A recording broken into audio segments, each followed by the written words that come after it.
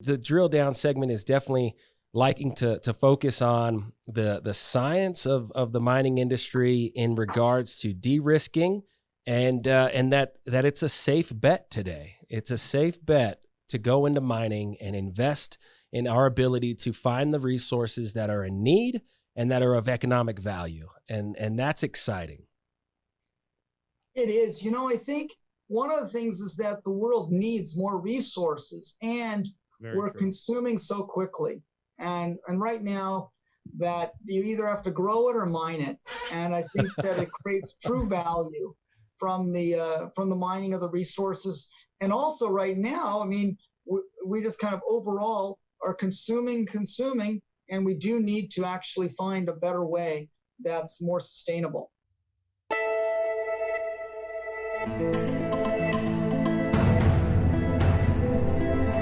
Riverside Resources is a mineral exploration company focused on making big discoveries and is advancing a strong portfolio of gold, silver, and copper properties in the Americas.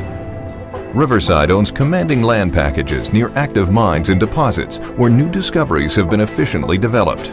Riverside Resources is exploring Mexico, a country with a rich mining history and an even more promising future, boasting silver and gold production increases of 5 to 10% per year.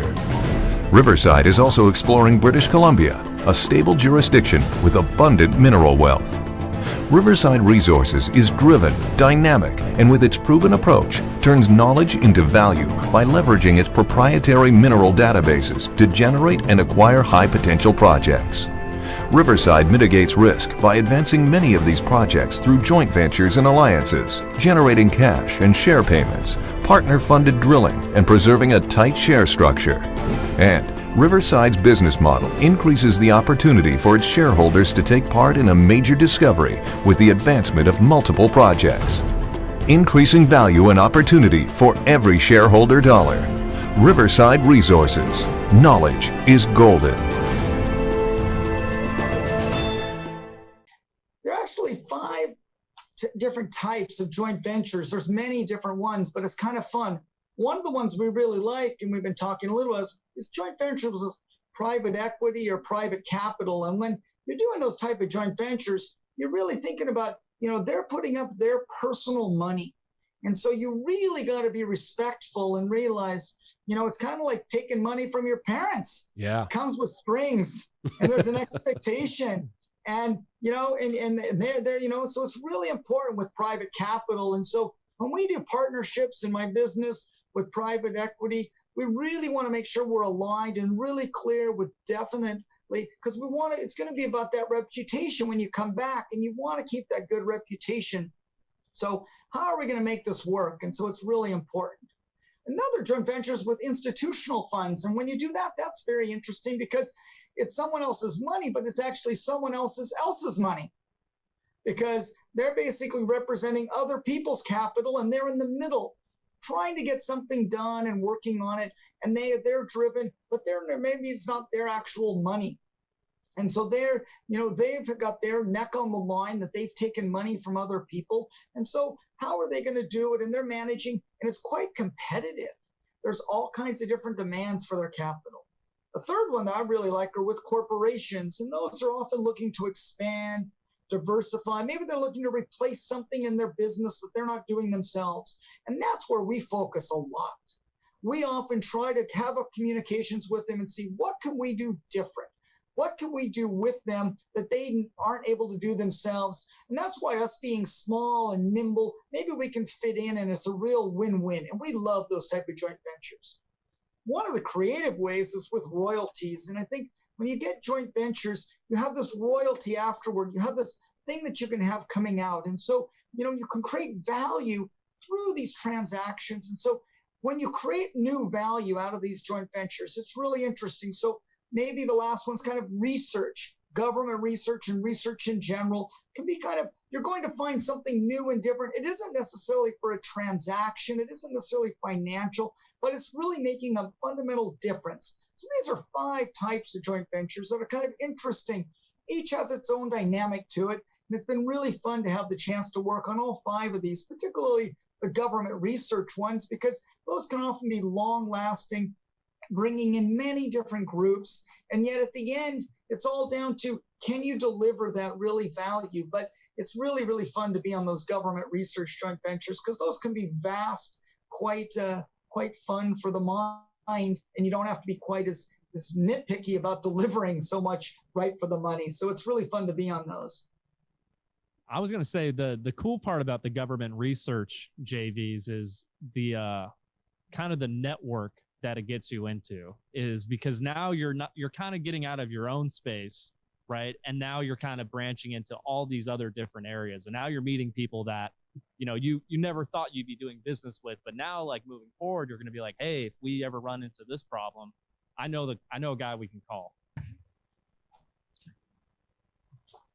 Yeah, but each one of those comes with kind of a slightly different twist, and I thought that was pretty interesting.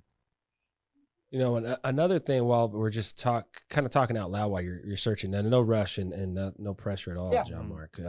As geoscientists, it is difficult to explain a project based on what we do as professionals, because there's a lot of interpretation. There's usually not a lot of data.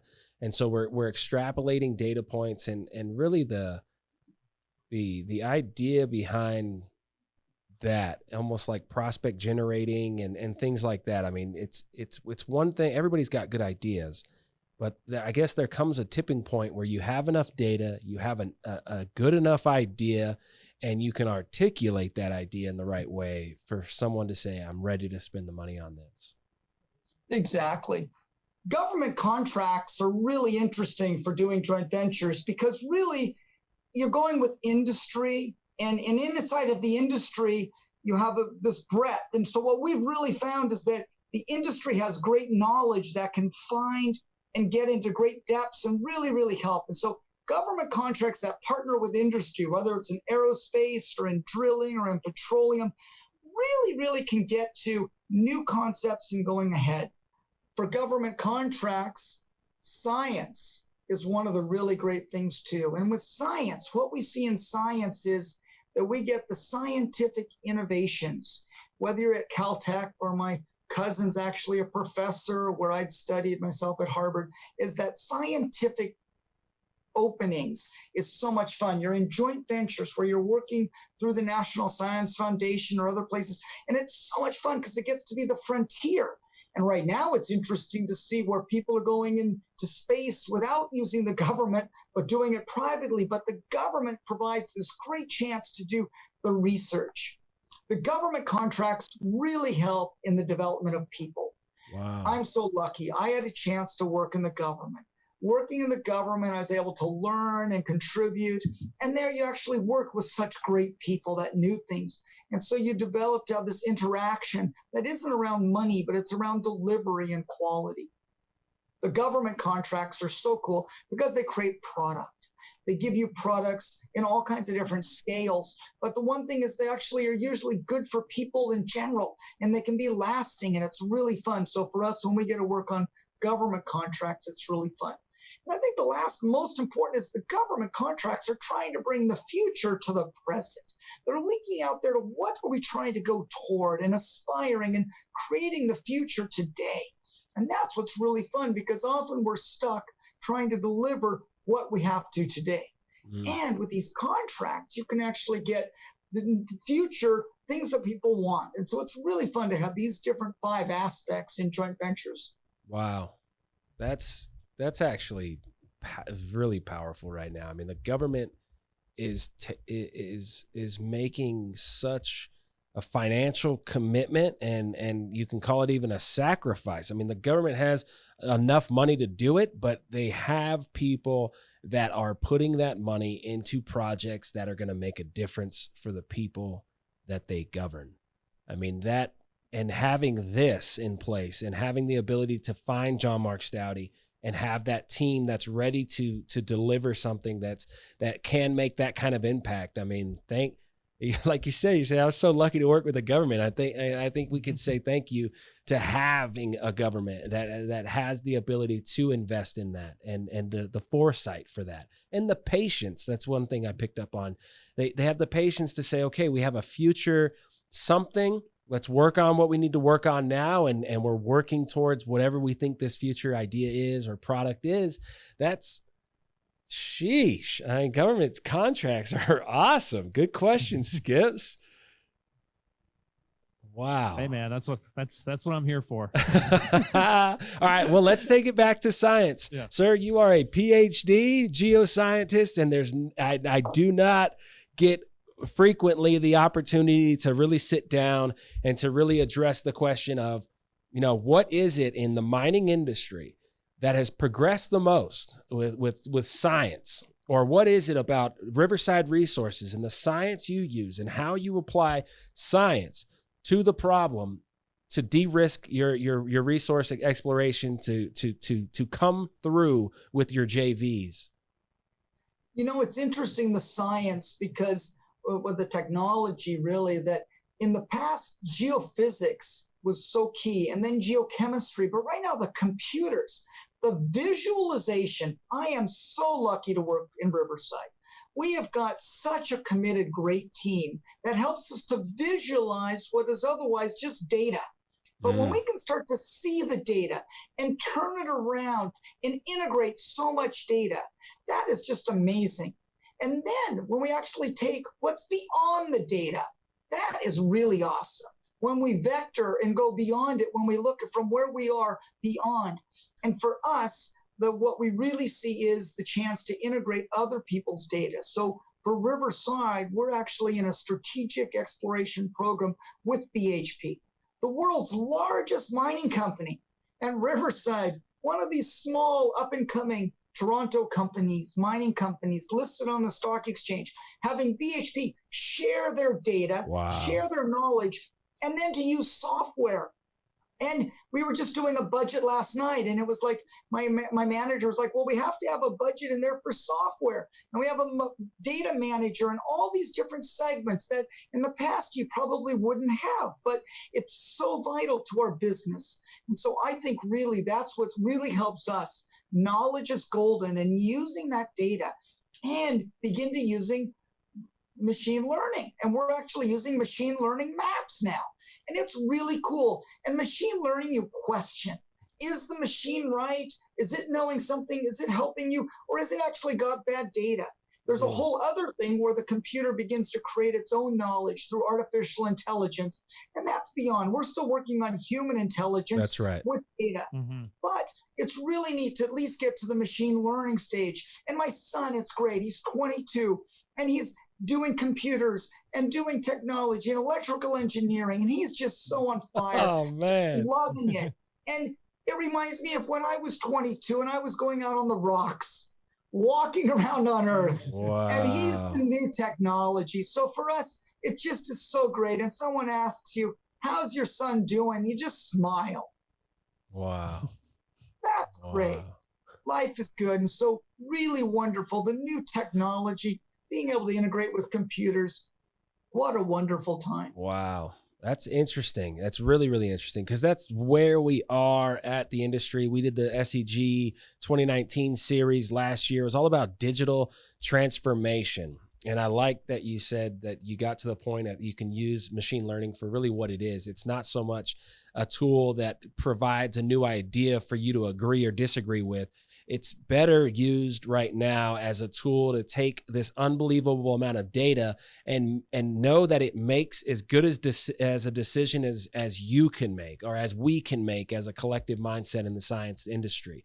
It's not creating something that we can't think of. We have to think of that before the machines can really think of that. So it's a tool to take this worldwide data set, I'm assuming, from BHP, bring it in, see what it says about everything, and then go down into these rabbit holes of projects from there. I mean, that's got to be lights out in Riverside. I mean, every office door should be open and a party happening. It is fun, actually. Well, you can maintain your 6 feet. They're just 6 foot thing. Yeah, it's 6 foot. Yeah, social distance party. Everyone parties. Got our mask here. There we go. Oh, man. Got our masks, so we're ready to do it, but we're not masked guys. But I think that we really love the data. And for us, we're only given a small cutout area with BHP. There's a boundary on it. Okay. But the wonderful thing was that relationship. So if we talk about our values of having that integrity, developing these type of relationships, come back to BHP 20 years or 15 years after being an employee there, and they have a trust. In fact, the data that they have that they don't maybe even realize they have. And you can say, look, that exists, and let's bring it into the future. Let's bring it into the present. Let's pull what's from the past, and let's project it to the future with that data. And the machine learning is really awesome.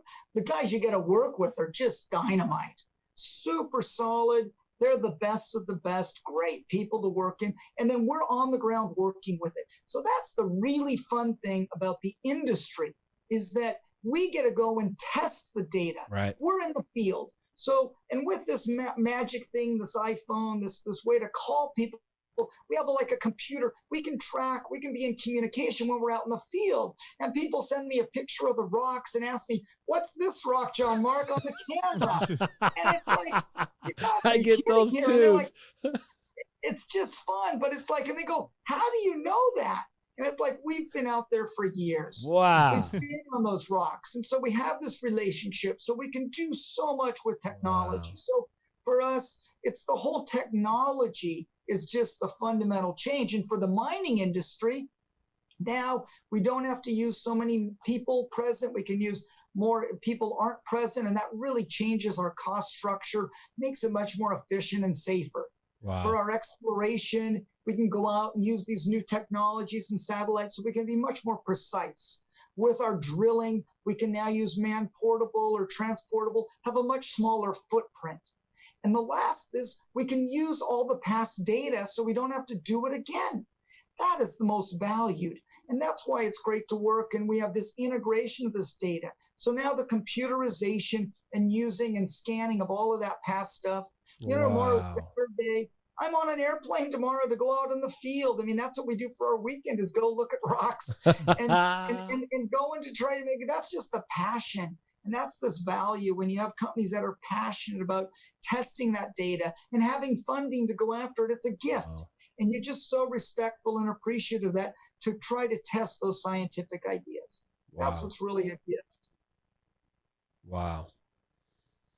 Man, that is, there was a lot there, a lot to chew on. And I just absolutely love this show. I love your ability to explain and keep us in on what this very important role is that we have as engineers and geoscientists in these industries. It's not just oil and gas; it's across all industries, revolving around economic geology. It's fascinating, absolutely fascinating. No, it is. And, it's economics and geology, and particularly in the petroleum industry and all these industries, it's all trying to find ways that really make it work. And it's so difficult in the boom and bust. And right now in the petroleum industry, so tough. Prices are low, oversupply, don't have enough pipelines, don't have enough distribution. I live just at the edge of the water, and I can see the going in and out of the tankers coming in, and it's really quiet right now with COVID. Wow. Things are really slowed down, and I can just see so much less industry happening, so much less consumption, so much less demand, and it really is difficult. And yes, the world wants to go towards green energy, and we want to do these things, and we got to find ways to make it work. But fundamentally, we're using these resources, and particularly got to find ways to do it effectively. And so it's so difficult in the up and down. Right. And that's the thing. Right now in the mining industry, it's high, it's booming, and it's just incredible. So the different cycles. And so for my company, we actually try to go across commodities. We don't go into petroleum, but go across different mineral commodities. So we have programs for copper, for silver, for gold, for different commodities. And so there are different searches, and we put together a team that's capable to work across commodity using those same skills, so we can have longevity of employment, longevity of knowledge, and provide that continual learning so we can work more and more efficiently and effectively. And that's been the business design. And we've operated for 13 years and look forward to the next 13 years. Wow. And how we'll do that in the next 13 years by integrating the technology. Wow. I feel like running through a wall right now. Yeah. That was awesome. That was awesome.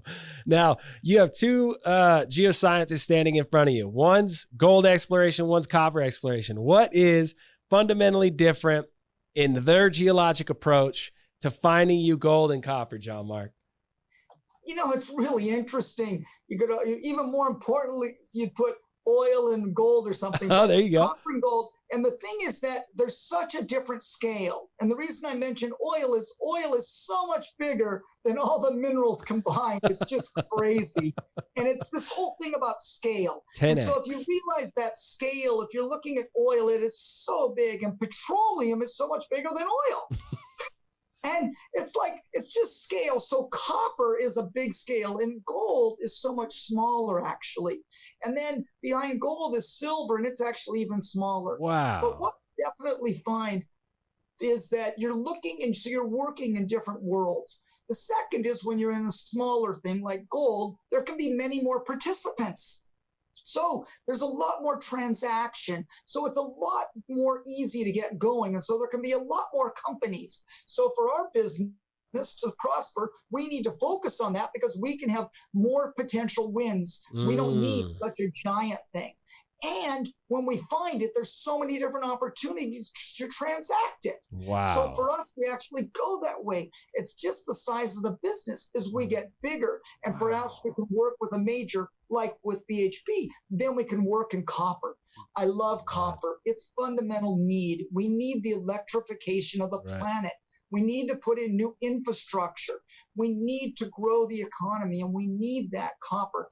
And we're extracting copper. We're not getting enough. We need to find new places to get it and develop those. So when you're in copper exploration, you're looking at something that's a much bigger scale.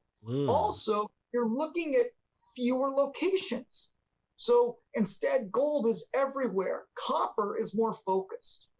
Also, you're looking very much always at economics, but particularly the economics with copper, because you have to pass all these other large developed projects that for incremental costs can just keep going and going. So you see many fewer copper projects ever developed, whereas gold, much smaller deposits. But more developed. Exactly. So you have many, many more. So you may find 50 gold projects developed, whereas you'd only find 5 copper mines ever built. Wow. I had no idea that ratio. Wow. The gold projects will live a decade. The copper projects can live a century. Wow. So it's actually, there's different clients and different visions, and it takes less capital. For society, the larger projects, the bigger mines create less overall footprint. They create great long, 100-year-long projects. So we all want the big projects. And those big projects are quite valuable for everyone. So we're looking for those big projects. So these small projects can grow to become big, and certain deposit types. And so I really follow a technology, a magma chem technology, fundamentally really love it because it creates the stuff about deposit types and models. And I actually have a book here in front of me, the magma chem model book. And it's really interesting because it fundamentally makes predictions about what grade and size you should find about deposits. Wow. And a lot of people don't realize, but this is a really awesome fundamental type of technology. And we have pages and pages here of different data points. And when you put those and plot them up and you look at populations within just the gold, there's different types of gold deposits that will have different scale abilities. For society, we want fewer mines that are more valuable, that create more great wealth, that'll have a less of an environmental impact, they'll last longer, they'll create the long-term jobs. That's really the essence of what's great. And so if we can do that, for society, it's wonderful. And if we can find the right giant deposit in that right area where the communities can see and appreciate it, that's great. So we're not looking to develop a lot of small ones. What we're doing is hoping to learn which one of those might have the right DNA. They might have those right characteristics. Now, very few people use the magma chem models. It's not a perfect thing. It's just another filter, but it brings about certain populations that ends in statistics. And that's really helpful. Wow. All right. We got Skips back. You're fumbling around there. We lost you. Dude, I had a bunch of COVID warnings pop up on my phone because I'm recording this from my phone, and it just took me out of Zoom. Wow. So I was trying to fumble my way back in. So wow, kind of weird. Yeah, I'll figure out what that is when I get back on it. But. Okay. Okay. So we are now driving down into the completion part of the show. And we talked about JVs. We talked about how there's a fundamental rule that goes into JVs, and it's really under and triple underlined values between the people that are going into this venture, and aligning those things and getting an appreciation for what's written on the document, and both sides are committed to making that happen. That's what I got. They really are. And I think in joint ventures, as you get going in them, you start to see, and so things start to get modified and worked on, and they do actually get to be smoothed out and developed. And I think one of the key aspects is that you have different goals of where you're going to get to. And it's nice to have these contracts that kind of lay out the rules and lay out the context. And then you have amendments and other things that get it because things change on it. But at the end of the day, it's really much more valuable to do things together, because then you can actually develop and bring in opportunities and bring other things. It may not necessarily be more efficient. It's often more efficient to just do it yourself because you can make decisions. Yeah. And so eventually one person will be bought out of a joint venture because they basically say, look, it's not working. We want to go ahead and just do it. And so, often you see that the joint venture was a stage. It created a facilitation of a business that was not going to otherwise. So it unlocked the value. And then at some point, it's limiting the growth of that value. And so one party might take it over to go ahead, and the other person might divest of it because they've gotten to where they can get in the value. So it's interesting how it's a stage of a business. Yeah. So understanding what those key performance indicators are of either your party or, the party that, the other side of the JV, excuse me.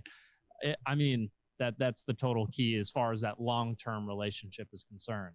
I think you summed that up fantastically. I would agree. Skippo. I think where I was kind of diving off and as you were finishing up, the JV is an agreement in the beginning that says, I have an idea.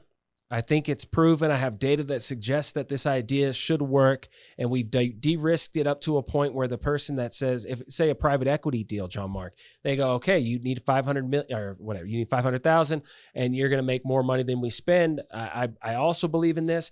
What are the key pivot points in the immediate joint venture that's being built in day one? Where are the pivot points for everyone to really focus that allows adjustments and allows these rules to be in place to succeed? Yeah, I think some of the key. One of them is the signing of the definitive agreement is the launch point. Really important. Like, okay, that's the data when it started. The next thing is the 1 year out.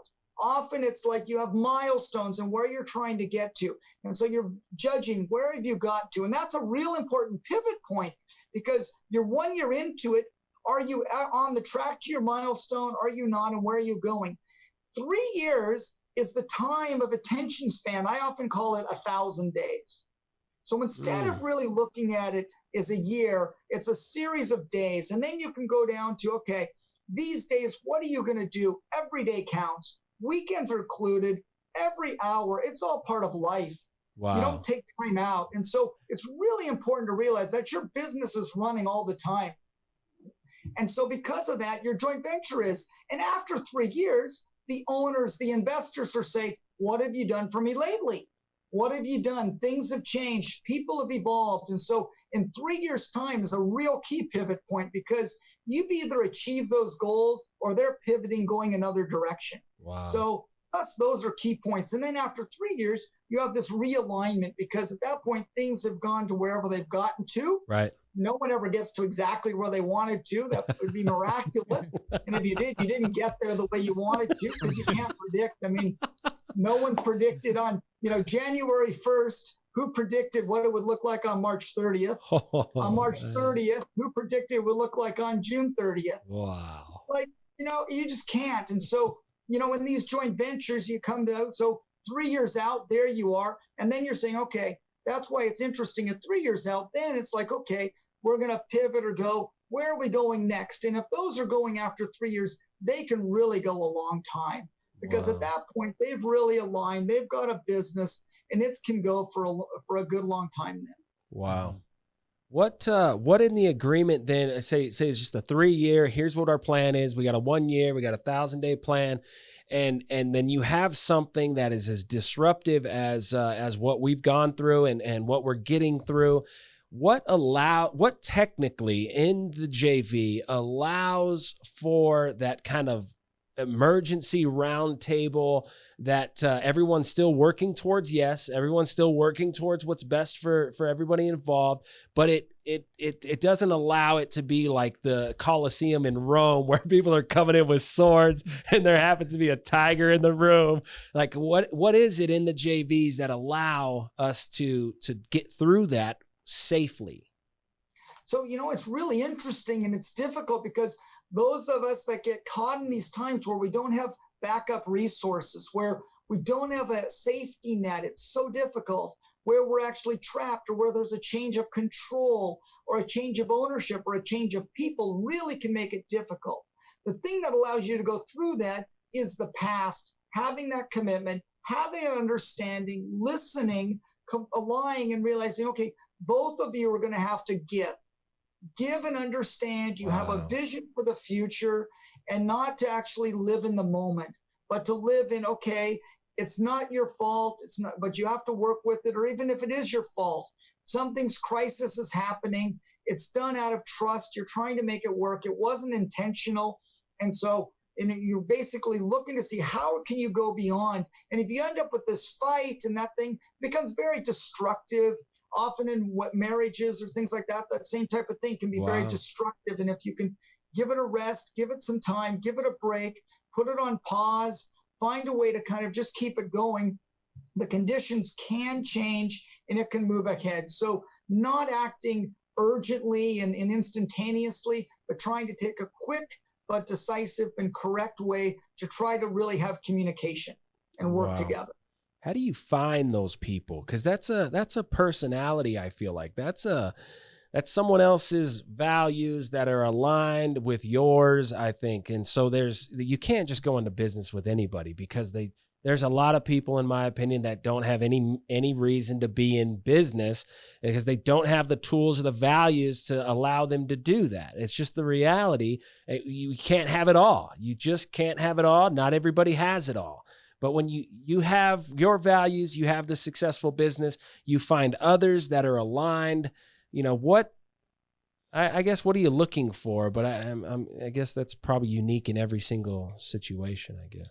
We're lucky. We're very lucky. We've been able to build a solid business where we've been able to partner with companies that are much larger than us, that have a lot more resources. So if we can bring ideas to those businesses that are larger, when crises happen, they're big enough that they can withstand them. It's very difficult for individuals. It's very difficult for small businesses.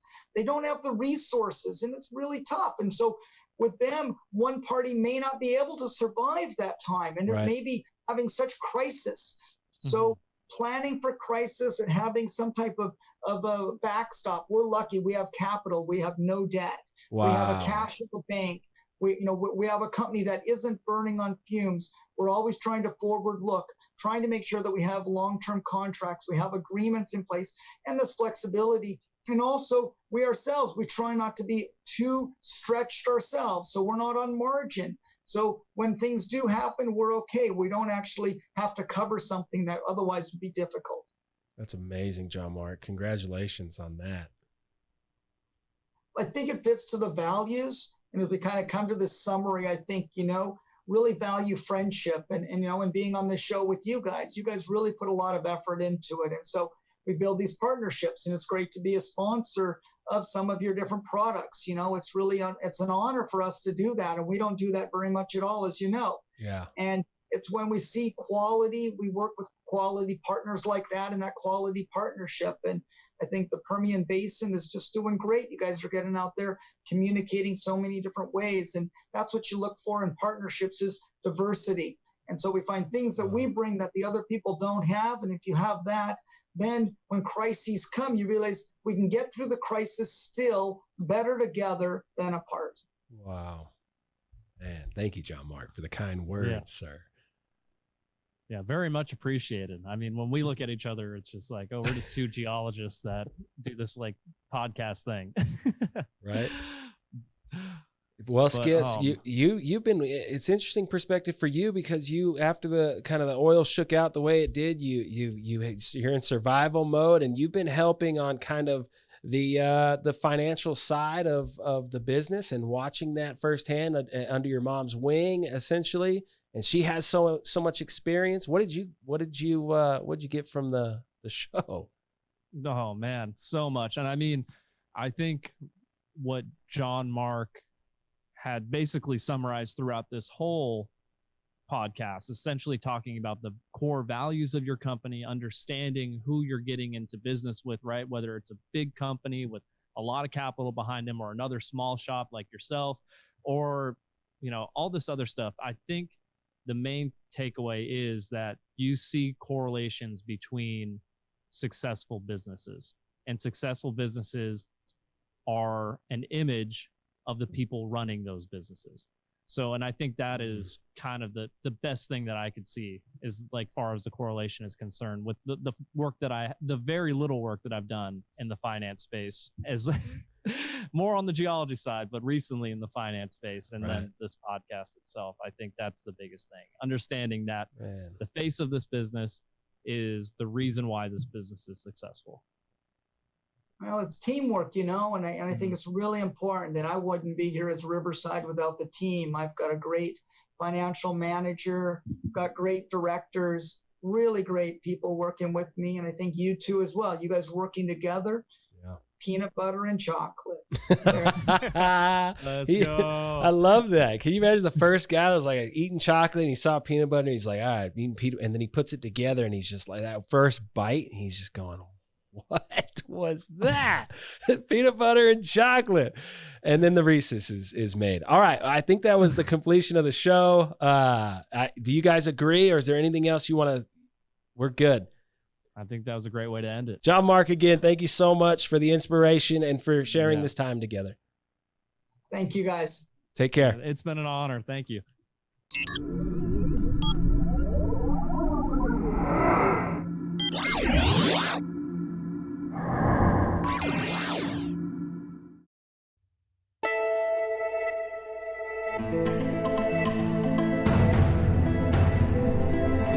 Riverside Resources is a mineral exploration company focused on making big discoveries and is advancing a strong portfolio of gold, silver, and copper properties in the Americas. Riverside owns commanding land packages near active mines and deposits where new discoveries have been efficiently developed. Riverside Resources is exploring Mexico, a country with a rich mining history and an even more promising future, boasting silver and gold production increases of 5 to 10% per year. Riverside is also exploring British Columbia, a stable jurisdiction with abundant mineral wealth. Riverside Resources is driven, dynamic, and with its proven approach, turns knowledge into value by leveraging its proprietary mineral databases to generate and acquire high-potential projects. Riverside mitigates risk by advancing many of these projects through joint ventures and alliances, generating cash and share payments, partner-funded drilling, and preserving a tight share structure. And Riverside's business model increases the opportunity for its shareholders to take part in a major discovery with the advancement of multiple projects. increasing value and opportunity for every shareholder dollar. Riverside Resources. Knowledge is golden.